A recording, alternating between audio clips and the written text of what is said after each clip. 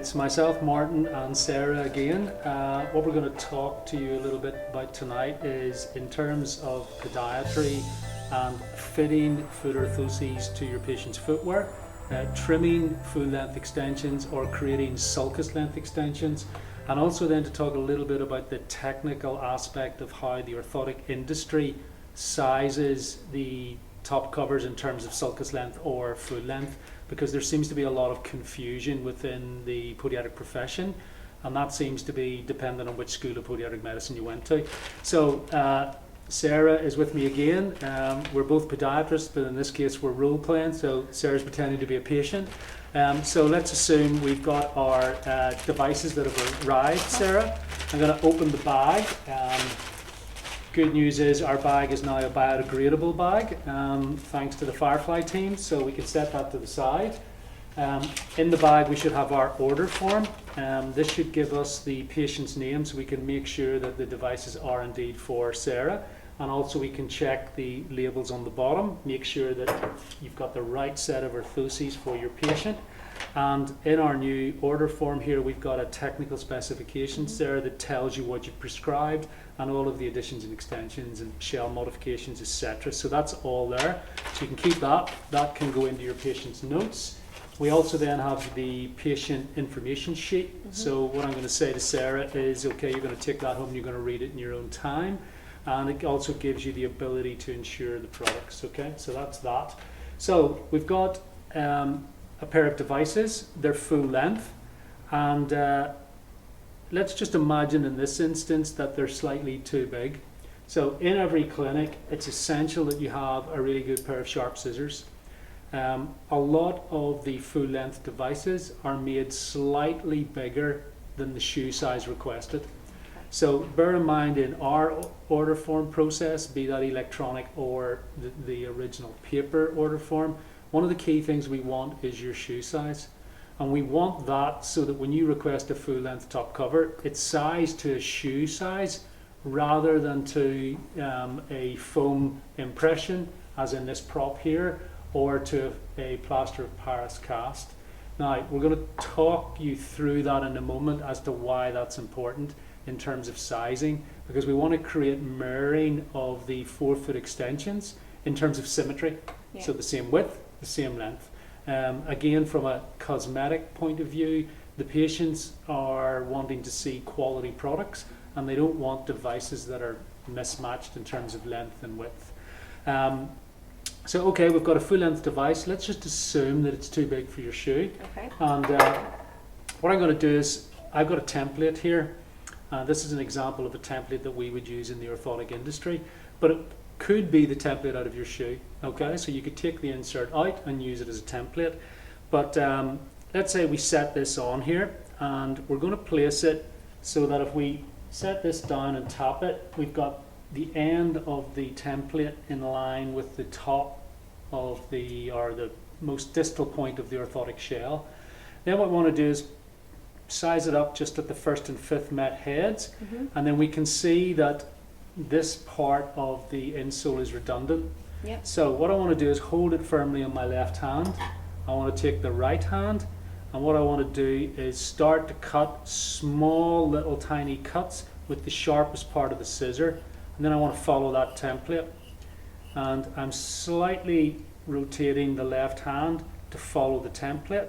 And when I get round to the top, sometimes I'll change hands to get a better grip, come back again, and again, nice sharp scissors, follow that through, cut it off. Okay, this bit is redundant and can go simply into the bin. Now, some people may have a grinder in their lab or in their clinic that they can just touch that up with, which gives it a nice finish. So if you do have that, you're going to take that, just grind it gently, fits perfectly.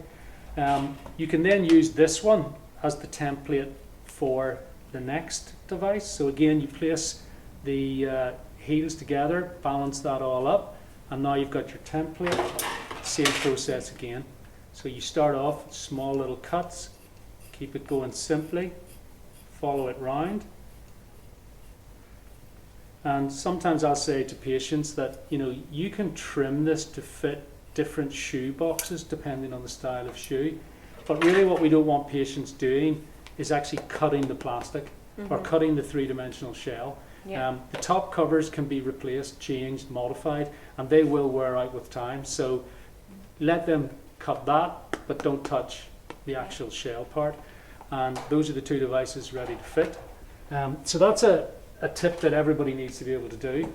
Another thing that you can do here is, let's say it's a sulcus length finish. Again, our templates tend to have this pattern that's built into it, and that allows our technicians to cut a sulcus length or design it to the sulcus length based on a template. Some of the technicians don't know where the first, second, third, fourth, fifth metatarsophalangeal joint is, but what they do is use the shoe sizing. If we needed to modify this, we can use a little pencil, and we can come across here, and that gives us our line to make it a sulcus length finish. So let's say the person returns, they say, well, I don't really want it full length, it's causing my toes to sit up in the shoe, it's whatever. You can suddenly follow that, and now you've got a sulcus length finish. You could again grind on the plantar aspect of that to give you a little bevel across there, but the templates allow you to create consistency in the top covers. Doesn't matter whether they're sulcus length or full length. So now let's get to the nitty gritty in terms of podiatrist to podiatrist rather than podiatrist to patient.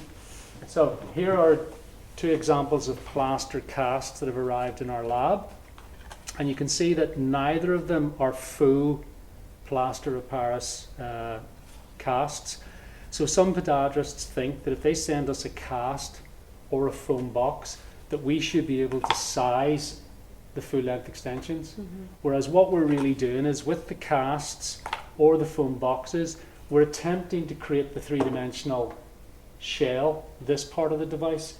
So we're going to take the plaster Paris and we're going to create this style of cast for scanning to create a digital three-dimensional model of the foot. Now, the same is happening with the foam.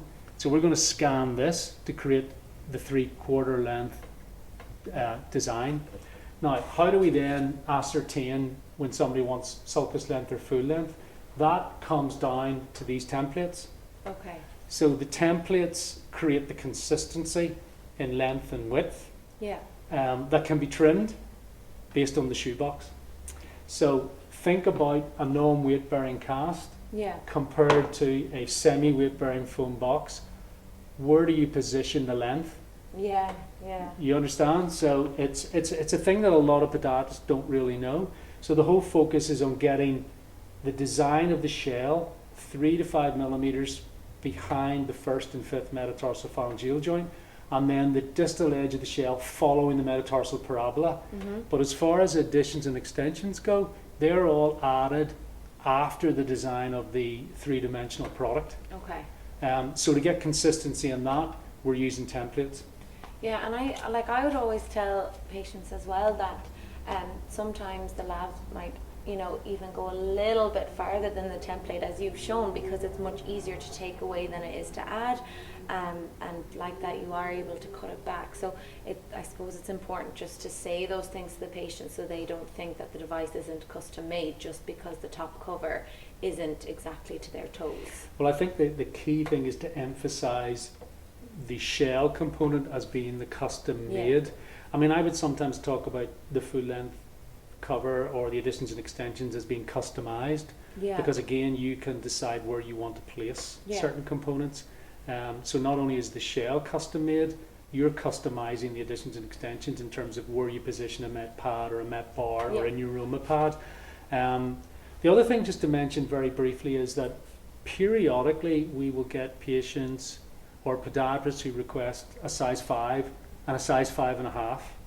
Now, when you get a patient that has a small foot difference in size, so a half a size or one size, they aren't buying two separate pairs of shoes. Like, the patient isn't going to buy a size 5 and a size 5.5.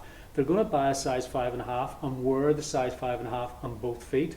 So if you request from us, I want a size 5 and a size 5.5, we're going to make them full length to the size 5.5 on the assumption that the patient's wearing a size 5.5. but again allowing the podiatrist to trim if required.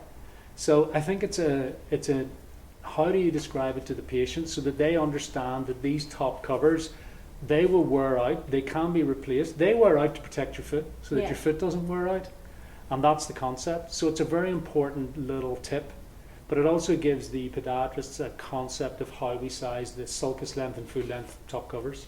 Yeah. Any other questions you would ask about that? Oh, well, just that, like, if you say size 5 and size 5.5, I mean, both casts are scanned, so, and you measure to the 1st and 5th, so the shells will still show that. It's just that, as you said, for aesthetics and to make them look like they match, it's the top covers that are going to be put to the 5.5. Correct. I think that's kind of, Yeah, but that's a good point. yeah. Yes. No, that seems to cover it. Okay, well there you go. That's a little bit of technical expertise on cutting sulcus length and full length top covers and how the orthotic industry actually size it to create consistency and a good aesthetic appearance. Yeah. Thank you.